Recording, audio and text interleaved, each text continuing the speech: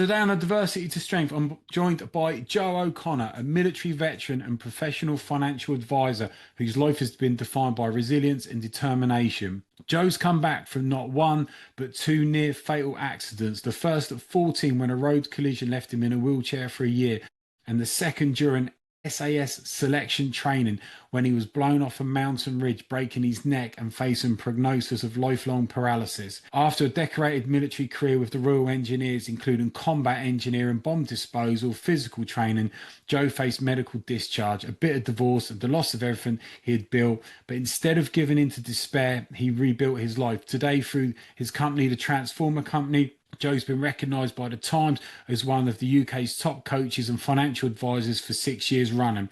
His mission now is to help 1 million veterans achieve their business goals, financial dreams and life aspirations after service. In our conversation, we'll explore Joe's remarkable journey from trauma to transformation, his perspective on resilience and recovery, and powerful lessons he carries from the military into his coaching and financial advisory work today. Joe, thank you so much for coming on the podcast today. Hey, thank you very much, Lee. And what an introduction, Finette. That was absolutely fabulous. Thank you. I'm honoured. On the decorated engineer, not so much decorated, but certainly earned my stripes, if you know what I mean. So, I think so. Fantastic. Yeah, and it's great to be on your show. And if what I say just helps at least one person, one of your listeners, then that's a job done, really, for me. I think with your story, it's going to, not just like entertain and get people to listen to it, but there's so much there with what you've been through, how you've dealt with it, and what you've gone on to do there as well, which is such an interesting and exciting story to hear. Tell us where your journey started there for us, Joe. Well, that's a great question, and I suppose you know when in life, right, you get periods where you're frightened and not sure what's going on, and that stuff hits the fan, doesn't it? Well, in 1988, and that's going back a few years, you may not even have been born then, but anyway. Unfortunately, I was well and truly born long now. Oh, you're right. Okay, mate. Well, welcome to the club.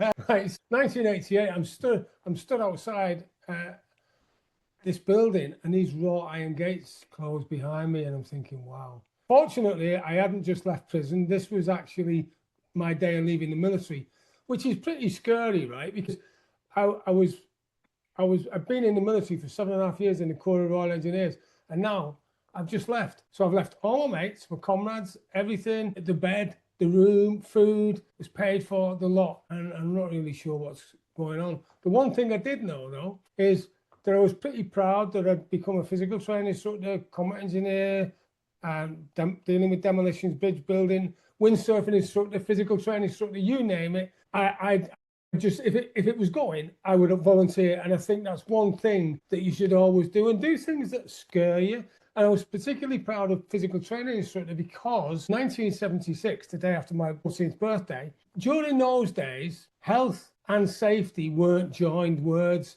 It was just health or safety. Yeah. And there were 46 kids going from Liverpool Cathedral down into southern France, the Pyrenees, Lourdes, so sick. We were going to help people get around who couldn't walk or whatever. And my mum said to me, "You're going?" And I said, "Well, what do I want to do that for, Mum?" She said, "Because you're going to discover that not everyone is as healthy as you." And I thought, yeah, that's fair enough. Fortunately, just outside Paris, our chaperones was 1 priest, 2 nuns and 3 nurses who knew nothing about children. We got 46 kids who were 13 and 14-year-olds. We stopped at a service station, which wasn't a drive off the road, it was just at the side of the road. And the priest said, "Right, come on, children, off you get, comfort break." I go running down, jump off, I don't remember anything. And what seemed like 10 minutes later was 10 days later. And as I opened my eyes, and as I opened my eyes, there's this big black chap standing over me. He turned out later to be a lovely, gentle giant. And he stood over me, forgive the lack of French accent. He says, "Joseph," he said, "you've been involved in a road traffic incident. You've been in a coma for 10 days. You've broken both your legs, tibia and fibula in both your legs. Right leg is broken in the femur. You paralysed your right arm. You're blind in your left eye. And you died 3 times on the roadside." Did you say apart from that, I'm all right though? Yeah, he did actually. The funny thing was, well, it wasn't that funny at the time. But when my mum got over to see me, she had a bad heart, right? So she ends up in the trauma ward next to me, in the bed next to me. So we're both on life support, right? And the insurance company, because insurance companies are really friendly and thoughtful, that eh? He Yeah. wrote to my dad and said the money's running out because you got to pay for no NHS in France. Nah. After 10 days, your money's running out. Get your son back now. So here's me. Lovely British Airways brought me back on a stretcher over 6 seats, and I was given all the attention by the air hostesses. It was fab, right? And I loved it. And that was my that was my experience with near death. So coming back to 1988, I'm still outside. And you can understand why I'm so pleased with what I've done. But now it's a new chapter, right? And I'm Yeah. moving ahead, and I haven't got a clue what I'm doing. What I do know is on the following Monday morning, I bought a house. I'm moving into a house, right? I'd saved up everything that I had, and my mate was buying it with me, right? And as soon as we exchanged contract, he changed his mind. So I had to sell my car. I sold everything and got in. When I moved in, it was a place in Kent, right? And I was broke. No carpets, no, they'd even taken the lights, with no light bulbs. I moved in, and my mate said, I'll move in with you, Joe, just to help you with, I'll pay you rent. Never got any rent. And then he moved his girlfriend in and they had a baby together. And, so I'm up against it, right? Yeah, yeah. And my mum said to me, if it doesn't kill you, it'll make you stronger. And I'm sure you've heard that from other people. And I was really, really unsure. What I had done though, and this is why you should always, or whatever skill you learn, just remember it and cherish it because it might come in useful at some point in your life. And fortunately, I'd been the DJ in the Corporal's Mess. I'd also done door work. Yeah. And I used to sell roses in nightclubs. Yeah. So what I did, right, the interest rate in 1988, I was earning nothing as a financial advisor because it was just after Black Wednesday, the stock market crash in 87. Yes.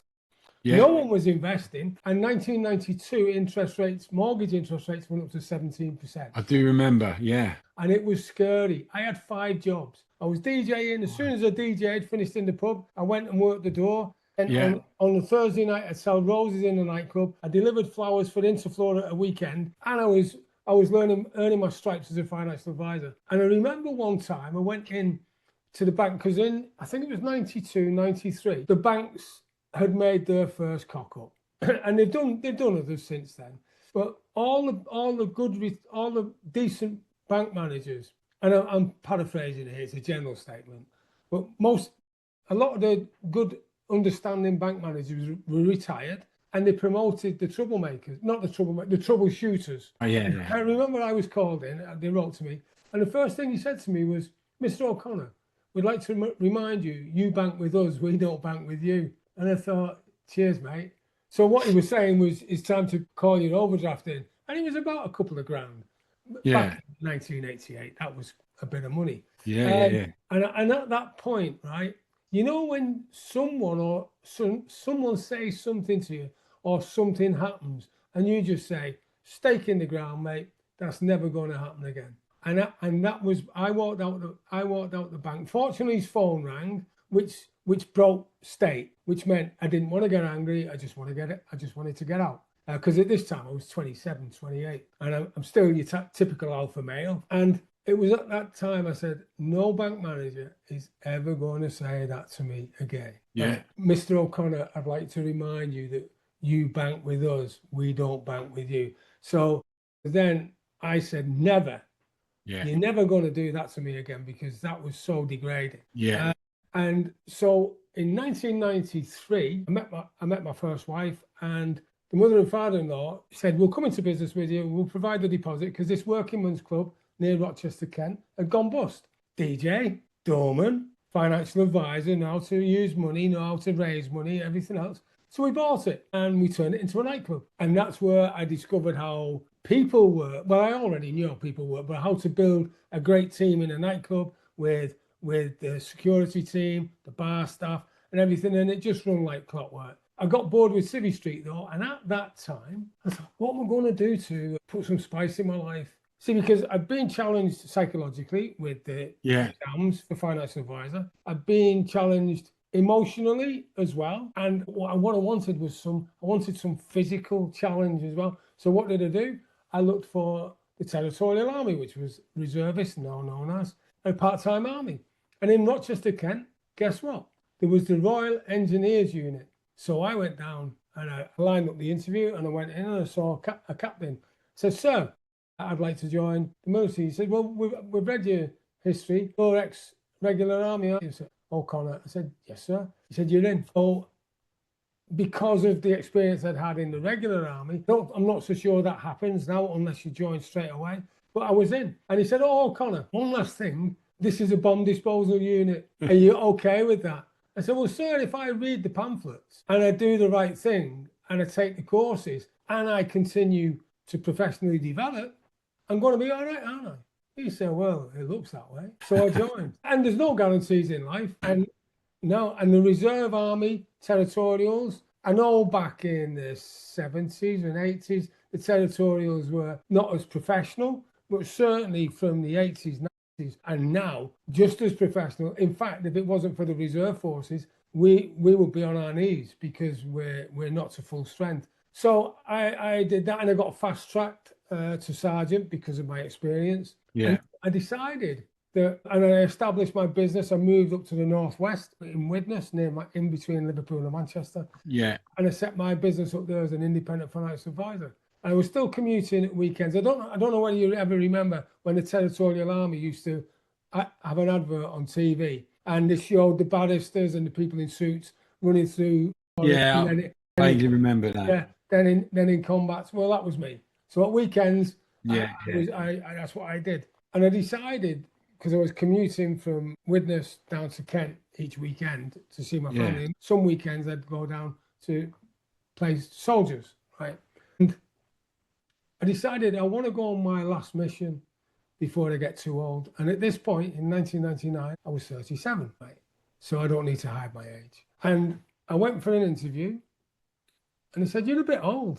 I said, I'm 37. He said, yeah, but you're a bit old for us though, aren't you? I said, well, I'll tell you what, give me a crack. Just give me a go. And if I crash and burn, yeah, that's it. If I do all right, though, you'll give me a crack, won't you? He said, yeah, all right. So there were 68 of us turned up on the day for pre-selection. It was funny because we had to do this particular stretch was over a mountain, well, over a hill, I call them. The hills psychologically are smaller than mountains, but it was a big hill, right? And we had to run over it. And when we got to the other side, there was a directive staff, one of the dressed in army kit. And he says, well done, it's a turnaround and run back. So this 4-mile turned into 8 mile. And I thought, right, we've got to keep going, just head down, off you go. And, or as we say in the military, head down, backside up. That's not exactly the wording we use, but you get my drift. Yeah. Got back, I came third out of 68. And he said, yeah, all right then, okay, O'Connor, you've proved that you're fit enough. Now we want to see if you're fit enough mentally. Yeah. So I was enrolled. That was February, March time, 1999. Fast forward to October the 30th, 1999. I remember the day there was 8 of us left from 68. And this is for the SAS. Yeah. And the weather had been horrendous. And at night time, some of the lads said, we won't go out on this. I said, you're joking. Just because it's blowing a gale, blowing a hoolie, we're training to be the best. And they want us to be able to go out in this. So we'll be going out. Sure enough, they called us out on parade and then off we went. And at first we were shaded from the wind because we were going up the side of the hill. When we got to the top, wow. Where is this? Is this Brecon Beacons? Beacons, yeah, it certainly is, yeah. In the Black Mountain range, the Black Mountains. And going along 70 pounds on my back, I'm thinking, wow, this is, keep going, come on. Then all of a sudden my Bergen becomes light, then it's heavy, then it's light, then it's heavy, then it's light. I'm thinking, what's going on here? And then it's heavy and it stays heavy. And I thought, oh, that hurt. And that was Saturday night. And what seems like 2 minutes later turns out to be 2 days later. And as I opened my eyes, I looked round and there's white all around me, smell of antiseptic. And I thought, not again. You know, when you know you're in hospital. And this chap with a pinstripe suit on, his spectacle, looking over his clipboard, he said, Mr. O'Connor. I thought, yeah, that's me. He said, you were out with the SAS on selection. The weather was horrendous. You shouldn't have been there. I thought, no shit, Sherlock. He said, yeah, you were lifted off your feet, gale force wind, threw you down the mountain, you fell 400 foot, you've broken your neck. C5 is shattered, C6 is broken, we need to operate. And I thought, in a couple of sentences, that's quite a bit to take in. And I'm thinking, yeah, that's probably why I can't move. Oh, I said, is that why I can't move? He said, yes, O'Connor, you're paralysed from the neck down. Because the injury was the same as Christopher Reeve, right? Superman. And you can see that Yeah, I can move now, which I'll come on to in a minute. I'm yeah, thinking, yeah. a few days earlier, I'd been kicking a football around with my 4-year-old son in the garden. Well, my then wife's pregnant with our second son. And God. I'm just thinking, I'm supposed to be in work, closing some business deals and investing money for clients and looking at retirement strategy. And I think, wow, is this the end? Is this what life's about? And then I gave myself a psychological clip round the ear, and as the doctor's walking off, I said, oh, hey, doc, just one more thing. I've got a marathon to run on Sunday for charity in New York. Can you patch me up?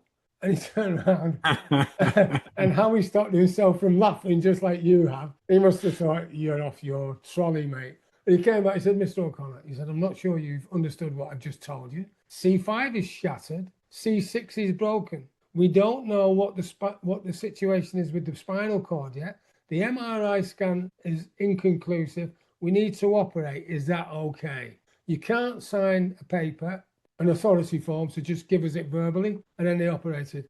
They said your spinal cord is not severed, so there's a chance, but it is damaged. We don't know how much movement you're going to get back, but it's a bit touch and go. And that's when, as well, another thing I learned from that, coupled with my first injury at the age of 14, is be careful whose opinion you listen to, because they may be giving you an opinion on the average person. I've had this conversation with a guy that was diagnosed of terminal cancer 13 years ago, told he had 2 years to live, and he said he took no notice because he said the experts are like bookies. Exactly what you said. And because I'm not average, you're not average. Because you know why? Because to get average, you got to have people who excel and people who don't, the other end. Yeah. And that's what average represents. And I'm not your sort of middle. No, no, you're No. not. No. And you're not, because how many people have a podcast like this? Not many. Yeah. So I just thought, well, yeah, that's what you think, and thank you for your opinion. And I just thought, what am I going to do?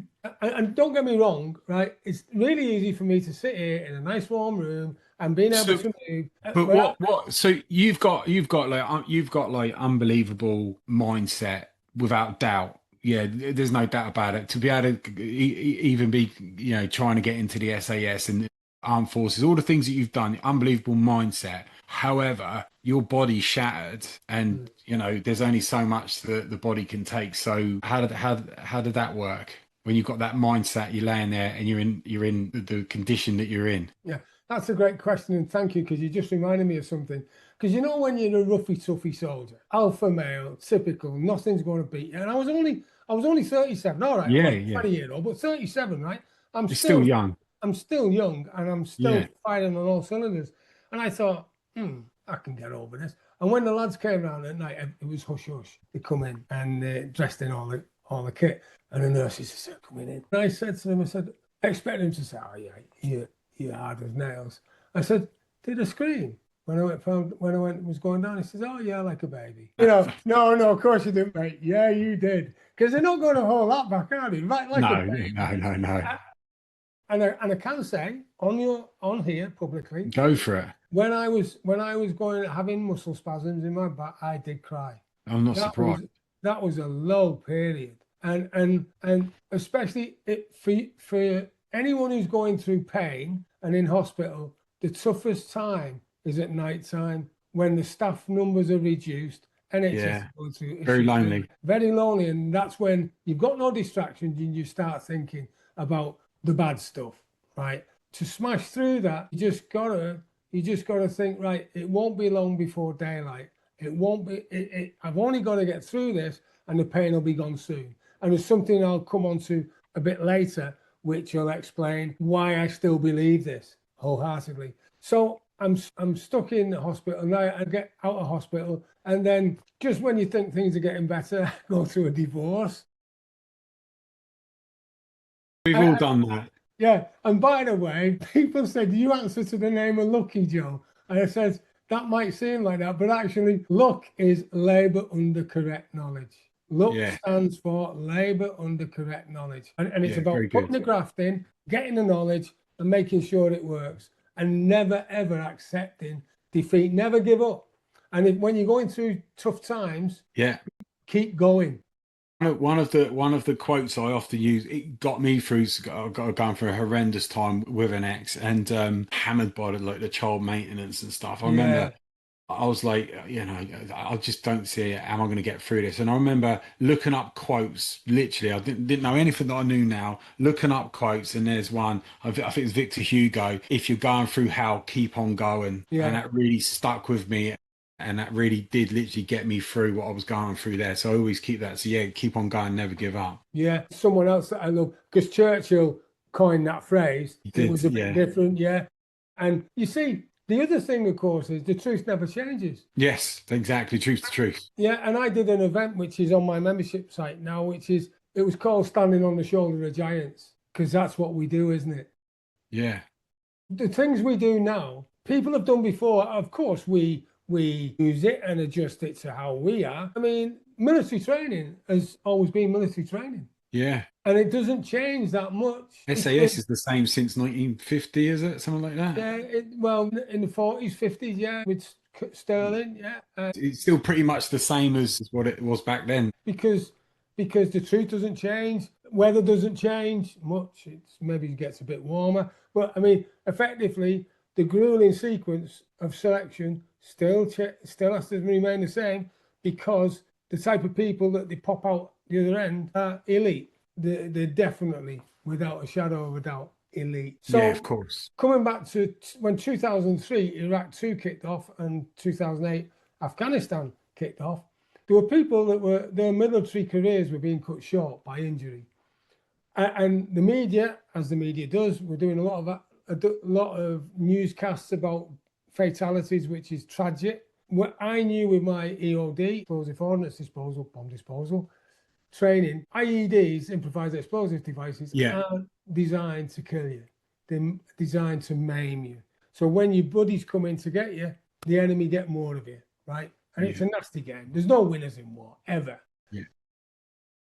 So I knew that I had something to overcome adversity. I just knew that I had it. Now, it may have well started when I was a kid. In fact, it probably did before I was 7. Because you'll know as a coach therapist that everything hinges on age 7 or before. And because of that, I thought, well, what can I do to help guys who are coming out the military and the careers are short, and guys being men and women? I wanted to discover how the mind works, because I knew about finances, I knew about DJing, I knew about secure. So I always immersed myself in what I had to understand.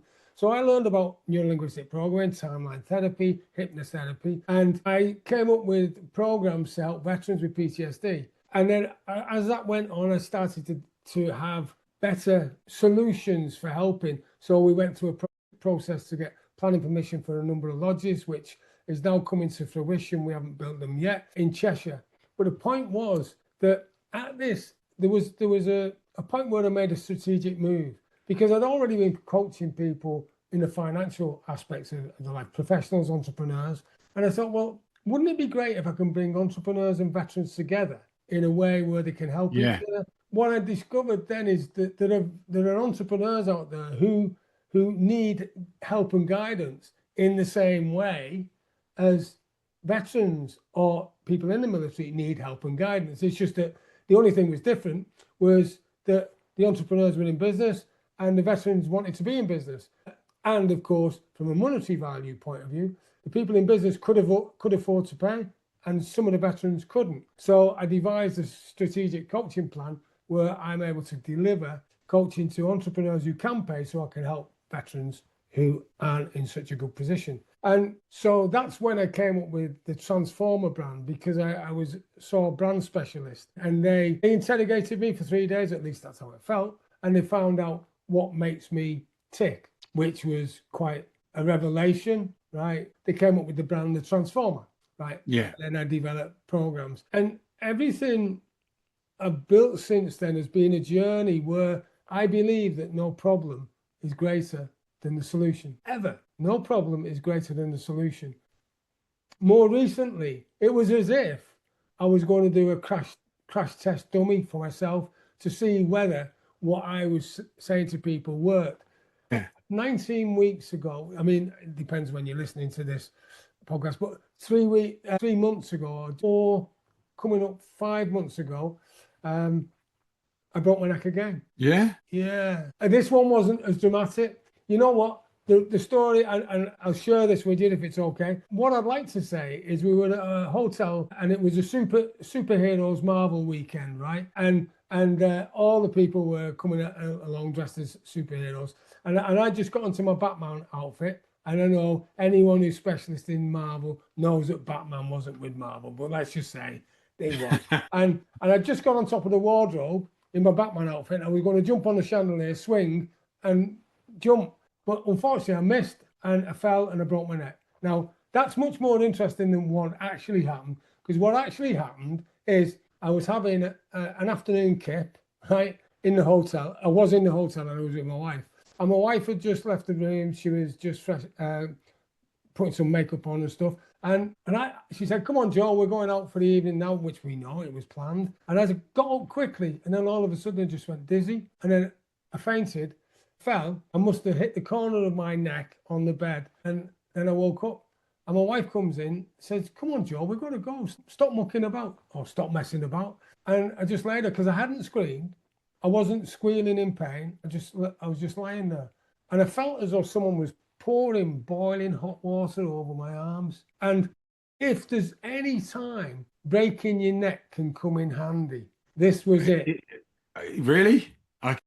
Because I knew that I'd broken my neck again, because the symptoms were exactly the same. Right. That's why it's a strange, quirky statement. If It is. if breaking your neck could come in handy for anything, it'd be if you did it again and then you know what to do. Right. Yeah, I get that. Yeah, and that's why when I started earlier on, I said, remember every lesson that you learn, whether it be good or not so good. Remember every skill that you have, whether you think it's good or not, because it will come in handy at some point. I never knew that when I started DJing in the army, when the regimental sergeant major said, "Who's going to volunteer to be the mess DJ, the corporal mess DJ?" And my mate next to me threw my arm up. He said, "Well done, Corporal O'Connor." I didn't know how important that was when I was 25 years old. Yeah. Because that stopped me from going bust. I was working 7 nights a week DJing.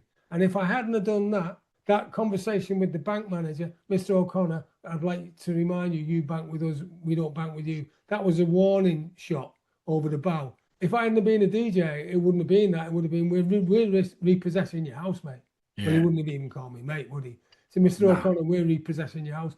But because I'd had the fortitude, the foresight to use the skills that I'd learned at a younger age and just bring them to the fore and bring them into action when I needed.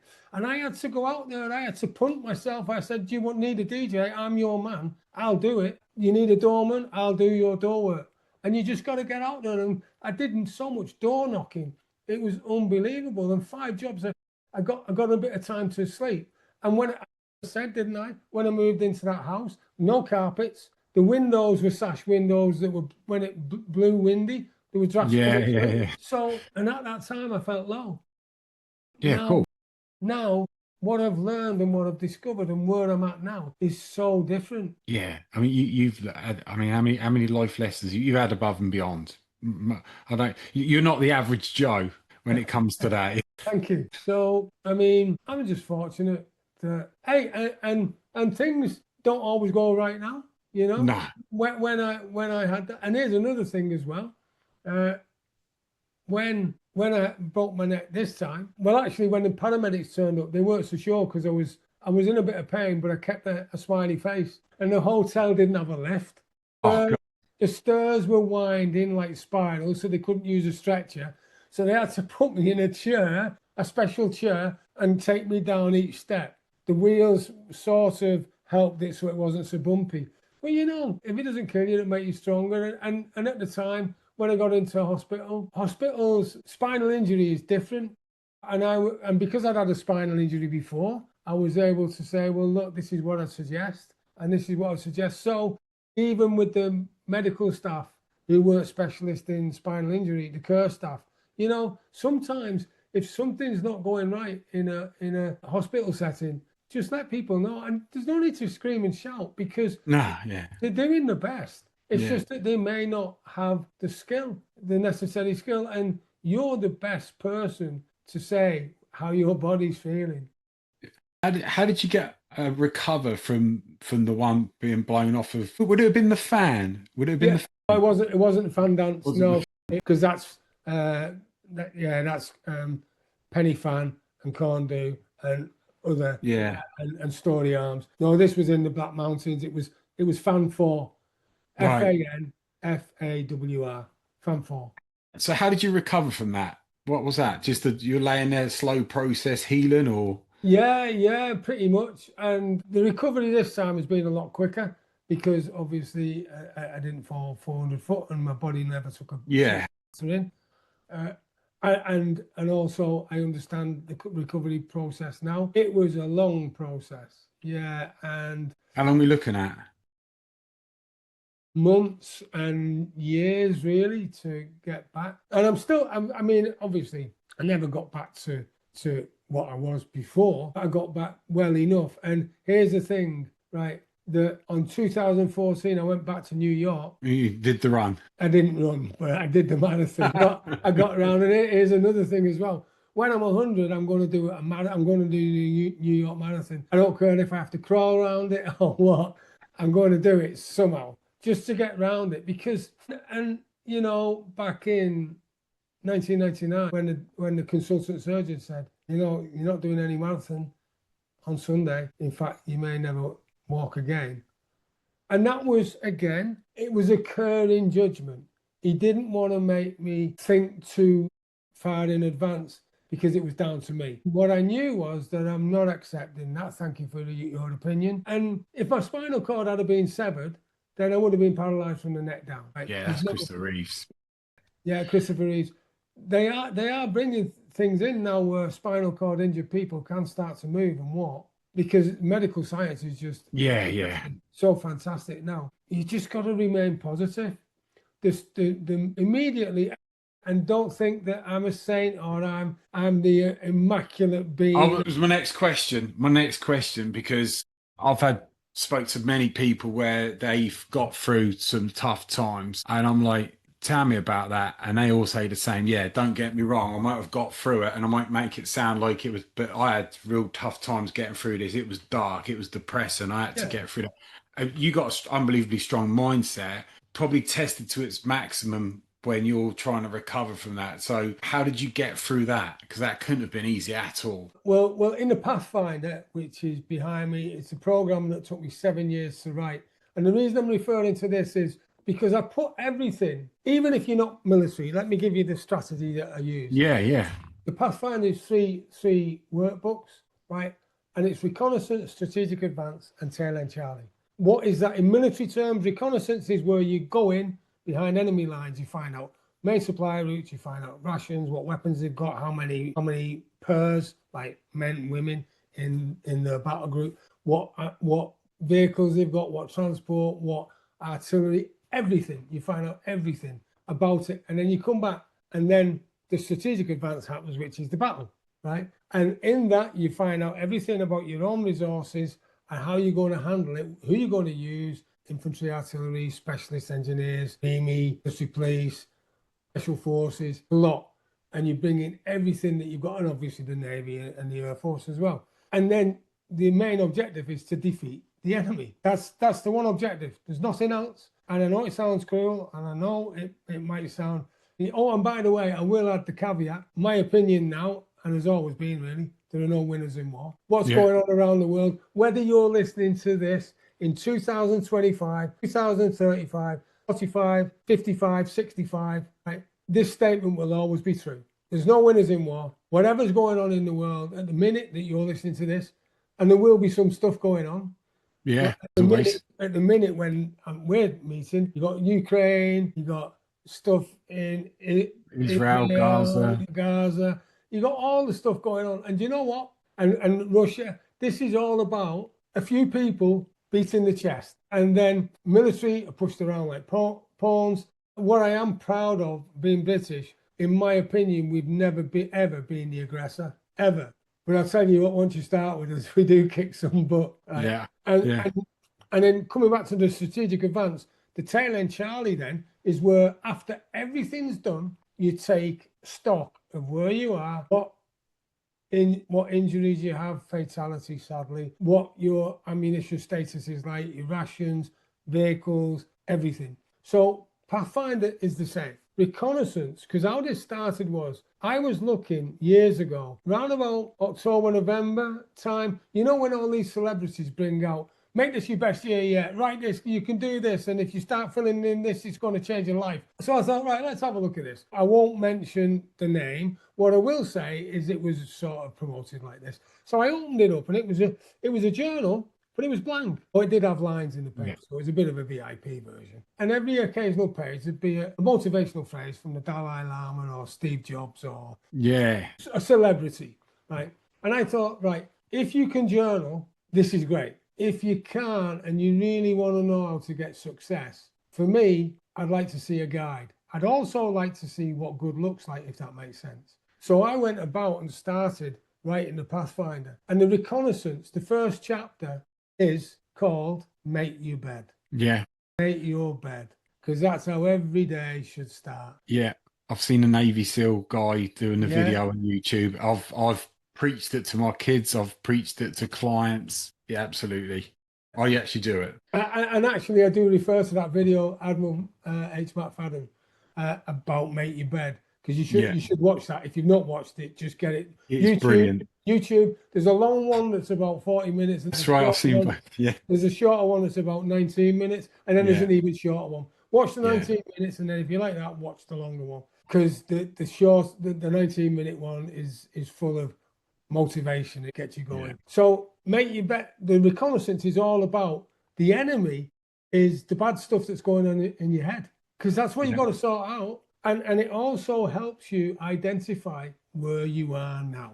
Because all these motivational speakers, the one thing that gets me about it really is that they're telling people, think ahead, think big, but they forget to tell them that they've got to establish where they are now. Because you got to do because you know, because of what you do, you know. You got to identify where you are now to see how big a journey it is to where you want to be. Yeah. I'll give you an example. Clients come to me and they've had failed therapists where they've gone along and they've done CBT and they've given strategies and techniques to go off and do this and do that. And they're like, Lee, it didn't work. I'm like, it won't work. What's the root causes? What's gone on that's affected you? If you deal with your root causes and the pain that you're in now, then over time, you use those strategies. They're going to work in the current and in the future. But if you don't deal with that, it's not going to work. It's exactly the same as what you're saying. Yeah.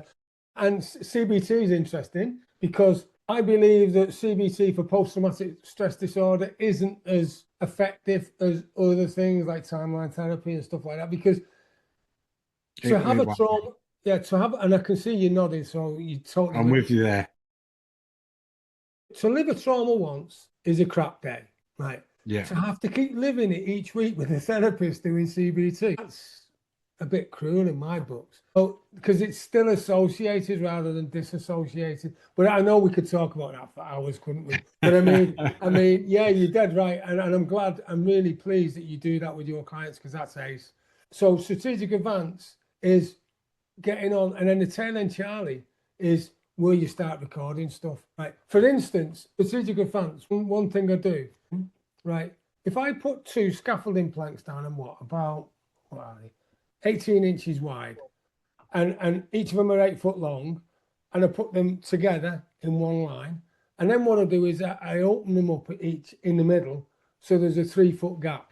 I've got that in front of you, and I say, right, I want you to walk along or run along or whatever, and I want you to jump over that gap and get to the other end of the planks. You could do that. Yeah, it's pretty easy.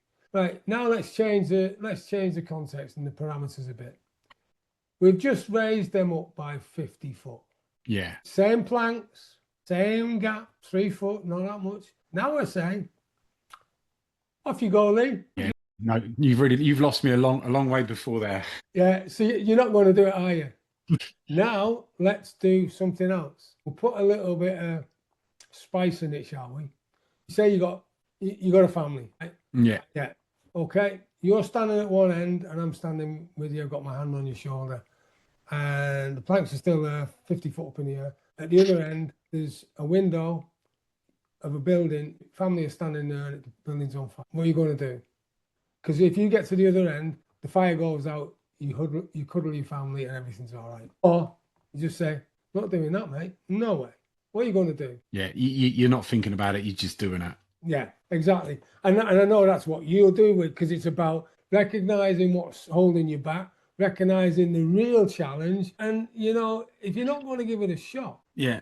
I do something similar with like clients when they're like they're struggling to do something simple and they make excuses for it. And I'm like, right, let's be honest. Right, we can have excuses or results. Which do you want? As we've heard a million times. yeah, If somebody says to you, what I've asked you to do, if you do that for a week, there's £1 million waiting for you. Would you be able to do it? Yeah, of course I would. There you go. yeah. So, You know? yeah. And then you've got the £1 million, right? But it's just Yeah. not in money. You've got it in Yeah. other, and you've got the chance to go out and earn a million then. Yeah. Yeah. And so that's what, and in the strategic advance, there's loads of stuff like that because it gets it all into context. And the tail end, Charlie, is where you're recording your transformational goals, your weekly goals, what went right, what went not so right, what you Yeah. learned, all the stuff. And you've got a tab tracker. Tab is tactical advance to battle, but in the context of this, it's tactical advance to breakthrough, right? And then every 4 weeks, you have a check-in. Every 13 weeks, because there's 4 13s in 52, you have a check-in. And the money back guarantee is after a year, if it hasn't worked, I'll give you money back. No questions, no quibbles. The thing is, if you want that, you've got to send me the three workbooks and show me you've used them. Right. Because Yeah. how many times have you worked with clients and they say, yeah, I'm going to do that, and Oh, that's it. And it could be something simple. If you do that, you will get the results. It's that simple. And some of the strategies I offer clients, they're like, what about the rest, Lee? Is that what it is? I mean, that's what it is. So the problem I've had all my life, struggling with this, and this, you're telling me if I do that and I'm consistent, I'll be fine. Yeah. And here's the reasons as to why. See you next week. Did you do? Oh no, I forgot all about it. How bad do you want this? How bad do you want to get out of your comfort zone? yeah, It's there if you want to do it. yeah. Results or excuses. Exactly, and I love that phrase as well. And I remember when I played the violin, because I paralyzed my arm, didn't I, when I was 14? So I was playing the violin, and my driver to learn the violin, because it was tough in the 70s. You play the violin, mate. It doesn't look good. When I joined the army, if I was carrying a violin case, then it might have been somewhat different. Yeah. 14 carrying a violin case, you got some stick. The reason I did it is because my granddad said to me, there's 3 violins I've got that were passed down to me. You learn to play the violin, you will inherit these. You can have them. So that's the driver. See, when the why is big enough, the how will come, Yeah. won't it? So I learned to play the violin. And my violin teacher said to me one time, he said, you've not practiced, have you? And I thought, thinking, I only missed 2 days without practicing. And she said, you've not practiced, have you? I said, no, miss. And she played for the Liverpool Philharmonic, so she was She's on. Yeah. she Yeah. was Yeah. stonking. She was smart, because I got to grade. I got grade 4 distinction out of 8, but then I decided to go in the army. So that was a different story. But the point was, what she said to me on that day stuck with me forever. She said, if you don't practice for 1 day, you know. Yeah. You don't practice for 2 days, I know. And if you don't practice for 3 days, the audience. That's good. That's gonna stick. Yeah. And I thought, And I was only 14 at the time, and I thought, that's pretty cool, that. Because Yeah. she knew. And then I practiced and practiced and practiced, and I became the leader of the orchestra. That's brilliant. That's great going there. Yeah. That's great. I love what you've done with the strategies, and it makes them really simple and easy to follow, and not fun, but just really interesting way of going about it as well. And I'd imagine that you've had so much success with this as well. I think just people just meeting you, hearing your story, that's pretty much them wanting to get on and get started. Yeah, I mean, I was being chatting to a few people today, and they say, "Are you a cat or what?" Yeah, exactly.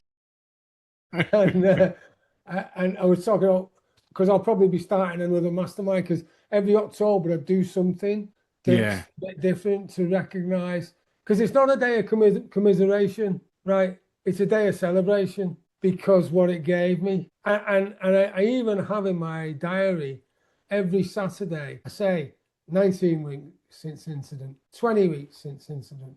And then on the following Thursday, I do 19 weeks since operation, because it's a reminder. And I don't use it, because you'll have seen people who hang on failure, who say when Yes. failure happens, to them, build a bridge and get over it, as we say in the engineers, Yeah. and let it go.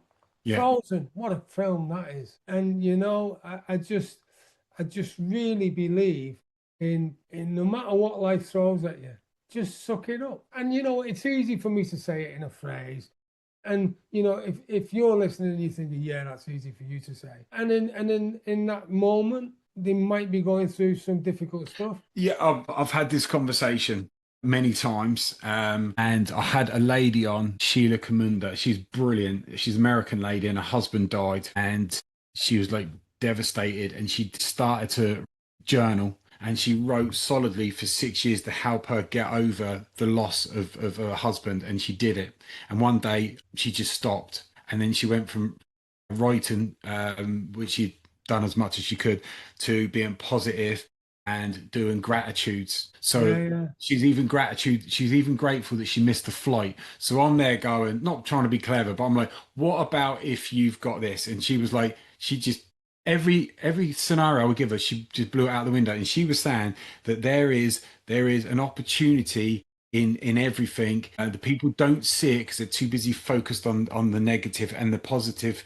outcome might be further down the line. Anything I come up with, she just batted it away with her eyes closed. It was brilliant to hear. So I totally get it. And while you've been saying that, I just thought of something that I use regularly. You may have heard it before as well. What somebody else thinks about you is none of your business. Yeah. Yeah, of course. Yeah. Because why would it be? If you're angry, because this is coming on to the gratitude that you just brought up, and especially if a person, when you think of them, makes you angry, I bet you, if they made you feel angry and you haven't seen them anymore, if they knew it was ruining your life, they'd be glad, wouldn't they? Because they'd upset you a month ago, a week ago, a year ago, 10 years Yeah. ago, and it's gone for them, because they may just be Yeah. the nastiest bit of work in the world, Yeah. and Yeah. you're still fretting about it. Yeah, and it's again personal experience, conversations with clients, and again leads me to like a quote: "Holding on to hate is like drinking poison and waiting for the other person to die." Yeah, Like, yeah, that's it's around the same sort of time. Funny that when it's with an ex, it's stuck. I did a lot of quotes at the time. Yeah, and that really stuck there because nobody out there's going, oh, you know what? Lee's angry today. I'm having a bad day too. And you're right. They probably go, well, I'm glad. Good, yeah, great. yeah. So then it comes to the right. What's my revenge? How can I exact my revenge? Well, you live your best life. You go and do the things that you want to do and enjoy your life. That's your revenge. And it took me a long time to get to that point, but I'm like, yeah, you know what? I'll accept it. You're right, and let's do that. And look at you now. I mean, it's just great. Like, I am my ex, right? I just thought she's married a great fella. He's really good, and he looked after. He cared for my two children, and I've got a third children with my now wife, who's absolutely amazing. And we just moved on. I've accepted that my ex is what we weren't right for each other. I'm Yeah, really happy that she's happily married, and we get on. We get on okay now. We get on great. Our common factor is my two sons, and yeah, then the lady I'm married to is absolutely fabulous. She's ace, and all you got to know is that stuff happens, and when it happens, it's what you do. It's what you do. In fact, you don't mind if I use the four-letter word, do you? Shit happens. go for it. It's what you do with it when it happens that determines your Yeah, future. yeah, And absolutely. if you want to have a pity party, and you want to just The let it thing get, is, you know what? I've had this conversation again, whether it's with people I know, self, with clients. When it comes to feeling sorry for yourself and looking for all the sympathy, it wears off really quickly. Nobody cares because people just move on with their lives, and you can have all the sympathy in the world. It's not going to make a blind bit of difference to your life. You need to move on. You need to do the things you need to do, or you can sit there and wallow. but you just could be miserable and not accomplish anything. And when you walk into a room, if everyone stops being happy, go and look in the mirror, because it might be that you become a mood hoover. For yourself, you're doing obviously loads of things, Joe. There's no stopping you, and been absolutely enjoyable, so interesting to listen and talk with you there as well. What's next for yourself? Are you going to keep on going? Are you expanding? Yeah, definitely. And I mean, the show's not over yet because my mission is to help 1 million veterans and business owners achieve Yeah, the goals and aspirations they deserve. The way I do that, because you know as well that our time is finite. When I used to be 30 or even younger, I didn't respect the value of time as much as I do now. So the way, same. so I've got a membership site which is for the price of a couple of cups of coffee per month, is joeteams.com, Yeah, where they get a load of resources and can help. joeteams.com is the gateway, if you like. Then we've got the mastermind programs, the Transformer Business Network, where I show and bring together veterans and business owners so they can network with each other. And it's online, so it's dead easy and it's really easy to use. Then there's a mastermind, and then the premier is my time, where it's one-to-one. But because I've developed a podcast as well, Veterans Through Success. So I've developed something for most budgets, because and the podcast, all it takes is time to listen. So, and there's some fantastic people on there. So yeah, and that's what I want to do. Money's not my driver, although I take the money because we need to. of course. But money's not the driver for me. It's how I want to leave a legacy. I want, if someone can say that Joe was all right, job done, and Joe helped me achieve this, that's Joe, it's been more than all right. It's been absolutely brilliant. Absolutely loved every single second of having you on there. Absolute pleasure and an honour to have you on there. Thank you so much for coming on tonight, Joe. Absolute pleasure. Thank you very much, Lee. It's been an absolute pleasure to chew the fat with you, have a good laugh, and listen to your story too. Thank you. Thank you.